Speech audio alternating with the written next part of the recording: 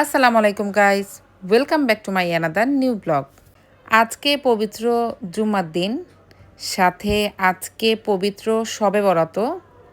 তার পাশাপাশি আজকে আরও দুটো অকেশন আছে। একটা হচ্ছে আজকে পহেলা ফাল্গুন, আরেকটা হচ্ছে ভ্যালেন্টাইন ডে। প্রতি বছর ভ্যালেন্টাইন আর পহেলা ফাল্গুন নিয়ে অনেক ধরনের প্ল্যানিং থাকে, তবে এবছর যেহেতু শবে বরাত আর পহেলা ফাল্গুন ভ্যালেন্টাইন একই দিনে হয়েছে, তাই এবার আর পহেলা ফাল্গুন ভ্যালেন্টাইন নিয়ে আলাদা করে কোনো প্ল্যানিং নেই। ছোটোবেলা থেকেই দেখে এসেছি শবে বরাতে মা খালারা বিভিন্ন রকম হালুয়া বানায়, গরুর মাংস রান্না করে, চালের রুটি, খিচুড়ি এইসব আইটেমগুলো করে থাকে।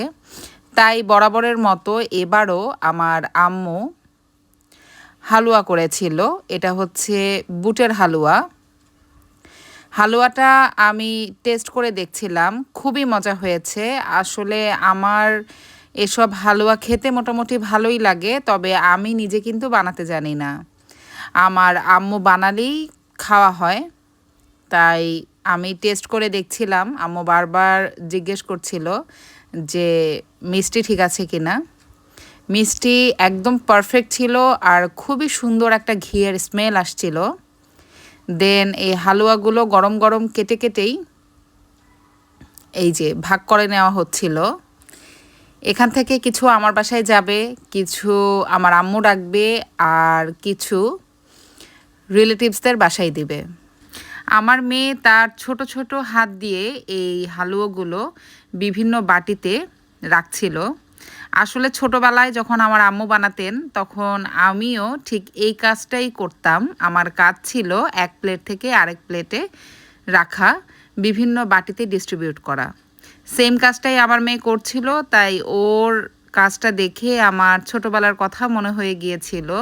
আর ঠিক আমি যেরকম ছোটোবেলায় খুব এক্সাইটেড হয়ে এই কাজটা করতাম, আমার মেয়েও একইভাবে খুবই আনন্দের সাথে কাজটা করছিল। বুটের হালুয়ার পাশাপাশি সুজির হালুয়াও করা হয়েছিল। সুজির এই হালুয়াটা মূলত ঘিয়ে ভেজে তারপরে করা হয়। এই হালুয়াটা আমার খেতে খুব ভালো লাগে, আমি খুব বেশি পছন্দ করি। এই হালুয়াটাও কেটে তারপরে ডিস্ট্রিবিউট করা হয়েছিল। আর এই যে বসন্তের ফুল, বসন্তের শুভেচ্ছা নিয়ে নেন আপনারা সবাই। আজকে যেহেতু শবে বরাতের রাত, বেশি বেশি নফল নামাজ পড়ব, সবাই সবার জন্য আল্লাহর দরবারে দোয়া করব, এবং সবাই সবার ভুল ত্রুটির জন্য আল্লাহর কাছে ক্ষমা প্রার্থনা করব। আমাদের সবার যেন সামনের দিনগুলো খুব বেশি সুন্দর যায়, ভালো যায়, সেই কামনাই করব আল্লাহর কাছে। আল্লাহ সবাইকে সুস্থ রাখুক, ভালো রাখুক, এবং সবার মনের আশা পূরণ করুক।